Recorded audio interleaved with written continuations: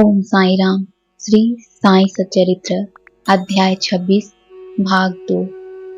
भाग 2 के प्रमुख विषय हैं हरिश्चंद्र, पीपले और गोपाल अंबेडकर की कथाएं तथा इन कथाओं के माध्यम से साई का संदेश। श्री हरिश्चंद्र पीपले। बंबई में एक हरिश्चंद्र पीपले नामक सद्गृहस्थ थे। उनका पुत्र मिर्गी रोग से पीड़ित था। उन्होंने अनेक प्रकार की देशी व विदेशी चिकित्साएं कराई, परंतु उनसे कोई लाभ न हुआ। अब केवल यही उपाय शेष रह गया था कि किसी संत के चरण कमलों की शरण ली जाए। 15वें अध्याय में बतलाया जा चुका है कि श्री दास गणु के सुमधुर कीर्तन से श्री साईं बाबा की कीर्ति बंबई में अधिक फैल चुकी थी। पीपले ने भी सन 1910 में उनका कीर्तन सुना। उन्हें ज्ञात हुआ कि श्री साईं बाबा के केवल स्पर्श तथा दृष्टि मात्र से ही असाध्य रोग समूल नष्ट हो जाते हैं तथा उनके मन में भी श्री साईं बाबा के शुभ दर्शन की तीव्र इच्छा जागृत हुई। यात्रा का प्रबंध कर भेंट देने हेतु फलों की टोकरी लेकर पत्नी और बच्चों सहित वे शिरडी पधारे। मस्जिद पहुंचकर उन्होंने चरण वंदना की तथा अपने रोगी पुत्र को उनके श्री चरणों में डाल दिया। बाबा की दृष्टि उस पर पड़ते ही उसमें एक विचित्र परिवर्तन हो गया। बच्चे ने आंखें फेर दी और बेसुध होकर गिर पड़ा। उसके मुंह से झाग निकलने लगी तथा शरीर पसीने से भीग गया और ऐसी आशंका होने लगी कि उसके प्राण निकलने ही वाले हैं। यह देखकर उसके माता पिता अत्यंत निराश होकर घबराने लगे। बच्चे को बहुधा थोड़ी मूर्छा तो अवश्य आ जाया करती थी, परंतु यह मूर्छा दीर्घ काल तक रही। माता की आंखों से आंसुओं की धारा बह रही थी और वह दुख ग्रसित हो अंतर्नाद करने लगी कि मैं ऐसी स्थिति में हूँ जैसे कि एक व्यक्ति चोरों के घर से डरकर भागकर किसी घर में प्रविष्ट हो जाए और वह घर ही उसके ऊपर गिर पड़े। तब बाबा ने सांत्वना देते हुए कहा कि इस प्रकार प्रलाप न करो, धैर्य धारण करो, बच्चे को अपने निवास स्थान पर ले जाओ, वह आधे घंटे पश्चात होश में आ जाएगा। तब उन्होंने बाबा के आदेश का तुरंत पालन किया। बाबा के वचन सत्य निकले।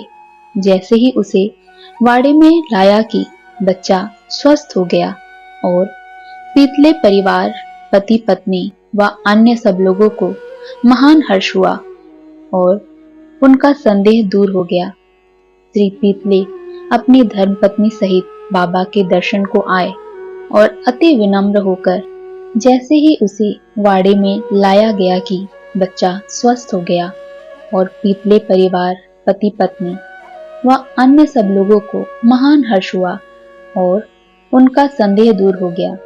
श्री पीपले अपनी धर्मपत्नी सहित बाबा के दर्शनों को आए और अति विनम्र होकर आदर पूर्वक चरण वंदना कर पादुका सेवन करने लगे। मन ही मन वे बाबा को धन्यवाद कर रहे थे। तब बाबा ने मुस्कुराकर कहा कि क्या तुम्हारे समस्त विचार और शंकाएं मिट गईं? जिन्हें विश्वास और धैर्य है उनकी रक्षा श्री हरि अवश्य करेंगे। श्री पीपले एक धनाढ्य व्यक्ति थे, इसलिए उन्होंने अधिक मात्रा में मिठाई बांटी और उत्तम फल तथा पान बीड़े बाबा को भेंट किए। श्रीमती पीपले सात्विक वृत्ति की महिला थी। वे एक स्थान पर बैठकर बाबा की ओर प्रेमपूर्ण दृष्टि से निहारा करती थी। उनकी आंखों से प्रसन्नता के आंसू गिरते थे। उनका मृदु और सरल स्वभाव देखकर बाबा अति प्रसन्न हुए। ईश्वर के समान ही संत भी भक्तों के अधीन हैं। जो उनकी शरण में जाकर उनका अनन्य भाव से पूजन करते हैं, उनकी रक्षा संत करते हैं। शिरडी में कुछ दिन सुखपूर्वक व्यतीत कर पीपले परिवार ने बाबा के समीप मस्जिद में जाकर और चरण वंदना कर शिरडी से प्रस्थान करने की अनुमति मांगी। बाबा ने उन्हें उदी देकर आशीर्वाद दिया। पीपले को पास बुलाकर वे कहने लगे, बापू, पहले मैंने तुम्हें 2 रुपए दिए थे और अब मैं तुम्हें 3 रुपए देता हूँ। इन्हें अपने पूजा गृह में रखकर नित्य इनका पूजन करो, इससे तुम्हारा कल्याण होगा। श्री पीपले ने उन्हें प्रसाद स्वरूप ग्रहण कर बाबा को पुनः साष्टांग प्रणाम किया तथा आशीष के लिए प्रार्थना की। उन्हें ये विचार भी आया कि प्रथम अवसर होने के कारण मैं इसका अर्थ समझने में असमर्थ हूं कि 2 रुपए मुझे पहले कब दिए थे। वे इस बात का स्पष्टीकरण चाहते थे, परंतु बाबा मौन ही रहे। बंबई पहुंचने पर उन्होंने अपनी वृद्ध माता को शिरडी की विस्तृत वार्ता सुनाई और उन 2 रुपयों की समस्या भी उनसे कही। उनकी माता को भी पहले पहल तो कुछ समझ में न आया, परंतु पूरी तरह विचार करने पर उन्हें एक पुरानी घटना की स्मृति हो आई, जिसने यह समस्या हल कर दी। उनकी वृद्ध माता कहने लगी कि जिस प्रकार तुम अपने पुत्र को लेकर श्री बाबा के दर्शनार्थ गए थे, ठीक उसी प्रकार तुम्हें लेकर तुम्हारे पिता अनेक वर्षों पहले अक्कलकोट महाराज के दर्शनार्थ गए थे। महाराज पूर्ण सिद्ध, योगी, त्रिकालज्ञ और बड़े उदार थे। तुम्हारे पिता परम भक्त थे, इस कारण उनकी पूजा स्वीकार हुई। तब महाराज ने उन्हें पूजनार्थ 2 रुपए दिए थे। उन्होंने जीवन पर्यंत पूजा की। उनके पश्चात उनकी पूजा यथाविधि न हो सकी और वे रुपए खो गए। कुछ दिनों के उपरांत उनकी पूर्ण विस्मृति हो गई। तुम्हारा सौभाग्य है जो श्री अक्कलकोट महाराज ने साईं रूप में तुम्हें अपने कर्तव्यों और पूजन की स्मृति कराकर आपत्तियों से मुक्त कर दिया है। अब भविष्य में जागरूक रहकर समस्त शंकाएं और सोच विचार छोड़कर अपने पूर्वजों को स्मरण कर रिवाजों का अनुसरण कर उत्तम प्रकार का आचरण अपनाओ। अपने कुलदेव तथा इन रुपयों की पूजा कर उनके यथार्थ स्वरूप को समझो और संतों का आशीर्वाद ग्रहण करने में गर्व मानो। श्री साईं समर्थ ने दया कर तुम्हारे हृदय में भक्ति का बीजारोपण कर दिया है और अब तुम्हारा कर्तव्य है कि तुम उसकी वृद्धि करो। माता के मधुर वचनामृत का पान कर श्री पीपले को अत्यंत हर्ष हुआ। उन्हें बाबा की सर्वकालज्ञता विदित हो गई और उनके श्री दर्शन का भी महत्व ज्ञात हो गया। इसके पश्चात वे अपने व्यवहार में अधिक सावधान हो गए। श्री आम्बेडकर, पुणे के श्री गोपाल नारायण आम्बेडकर बाबा के परम भक्तों में से एक थे, जो ठाणे जिले और जवाहर स्टेट में आबकारी विभाग में 10 वर्षों से कार्य करते थे। वहां से सेवानिवृत्त होने पर उन्होंने अन्य नौकरी ढूंढी, परंतु वे सफल न हुए। तब उन्हें दुर्भाग्य ने चारों ओर से घेर लिया, जिससे उनकी आर्थिक स्थिति और भी अधिक दयनीय हो गई। ऐसी परिस्थिति में उन्होंने 7 वर्ष व्यतीत किए। वे प्रतिवर्ष शिरडी जाते और अपनी दुखदायी कथा वार्ता बाबा को सुनाया करते थे। सन 1916 में तो उनकी स्थिति और भी अधिक चिंताजनक हो गई। तब उन्होंने शिरडी जाकर आत्महत्या करने की ठानी। इसलिए वे अपनी पत्नी को साथ लेकर शिरडी आए और वहां 2 मास तक ठहरे। एक रात्रि को दीक्षितवाड़ी के सामने एक बैलगाड़ी पर बैठे बैठे उन्होंने कुएं में कूदकर प्राणांत करने का निश्चय किया। वहीं समीप ही एक भोजनालय के मालिक श्री सगुन मेरू नायक ठीक उसी समय बाहर आकर उनसे इस प्रकार वार्तालाप करने लगे कि क्या आपने कभी श्री अक्कलकोट महाराज की जीवनी पढ़ी? सगुन से पुस्तक लेकर उन्होंने पढ़ना प्रारंभ कर दिया। पुस्तक पढ़ते पढ़ते वे एक ऐसी कथा पर पहुंचे जो इस प्रकार थी। श्री अक्कलकोट महाराज के जीवन काल में एक व्यक्ति असाध्य रोग से पीड़ित था। जब वह किसी प्रकार भी कष्ट सह न सका तो वह बिल्कुल निराश हो गया और रात्रि को कुएं में कूद पड़ा। तत्क्षण ही महाराज वहां पहुंच गए और उन्होंने स्वयं अपने हाथों से उसे बाहर निकाला। वे उसे समझाने लगे कि तुम्हें अपने शुभ अशुभ कर्मों का फल अवश्य भोगना चाहिए। यदि भोग अपूर्ण रह गया तो पुनर्जन्म धारण करना पड़ेगा। इसलिए मृत्यु से यह श्रेयस्कर है कि कुछ काल तक उन्हें सहन कर पूर्व जन्मों के कर्मों का भोग समाप्त कर सदैव के लिए मुक्त हो जाओ। यह सामयिक और उपयुक्त कथा पढ़कर आम्बेडकर को महान आश्चर्य हुआ और वे द्रवित हो गए। यदि इस कथा द्वारा उन्हें बाबा का संकेत प्राप्त न होता तो अभी तक उनका प्राणांत हो गया होता।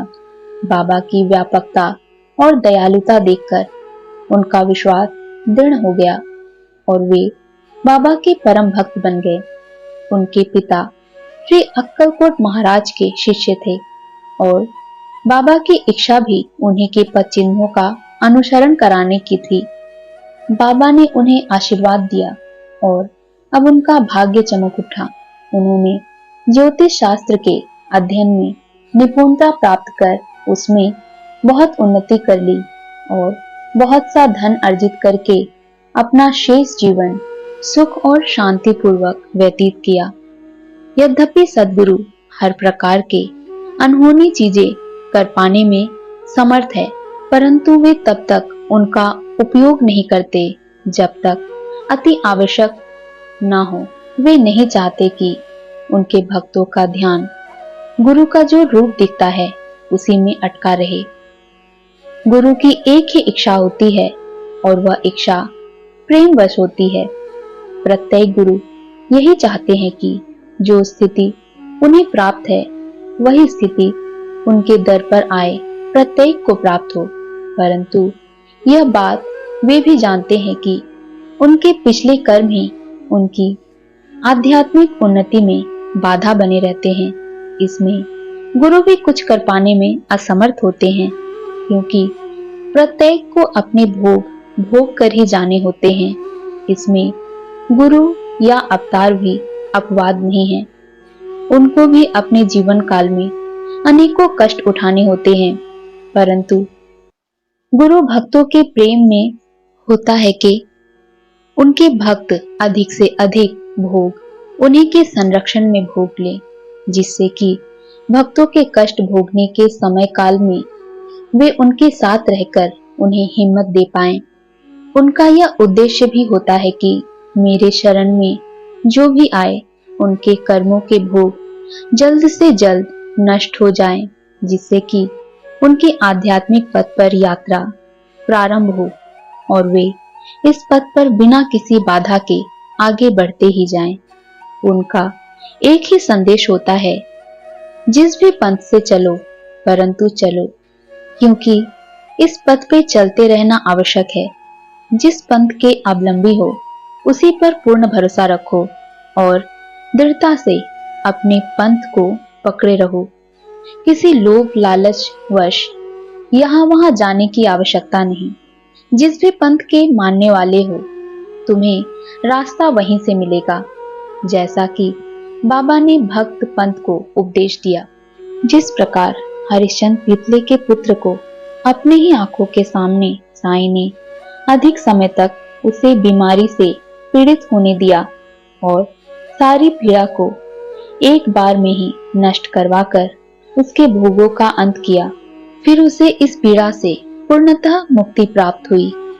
गोपाल नारायण पीतले, जो अपनी असफलताओं से तंग आकर आत्महत्या करने का निर्णय ले चुका था, उसे साईं ने एक भक्त के माध्यम से श्री अक्कलकोट महाराज की कथा पढ़ने की प्रेरणा देकर उसे आत्महत्या करने से रोक लिया तथा भक्त के माध्यम से यह भी प्रेरणा दी कि उसे अपने जीवन के शुभ अशुभ कर्मों का फल अवश्य भोगना चाहिए। यदि भोग अपूर्ण रह गया तो पूर्ण जन्म धारण करना पड़ेगा। इसलिए आत्महत्या करने से ज्यादा श्रेष्ठकर यह है कि कुछ काल तक उन्हें सहन कर पूर्व जन्मों के कर्मों से सदैव के लिए मुक्त हुआ जाए, क्योंकि ये कर्म के बिना भोगे उनसे मुक्ति नहीं है। साईं ने जीवन पर्यंत श्रद्धा सबूरी का पाठ पढ़ाया, अर्थात अपने इष्ट पर पूर्ण श्रद्धा एवं जीवन की कठिन घड़ी में सबूरी, यही मार्ग मुक्ति का मार्ग है। ओम साईं राम।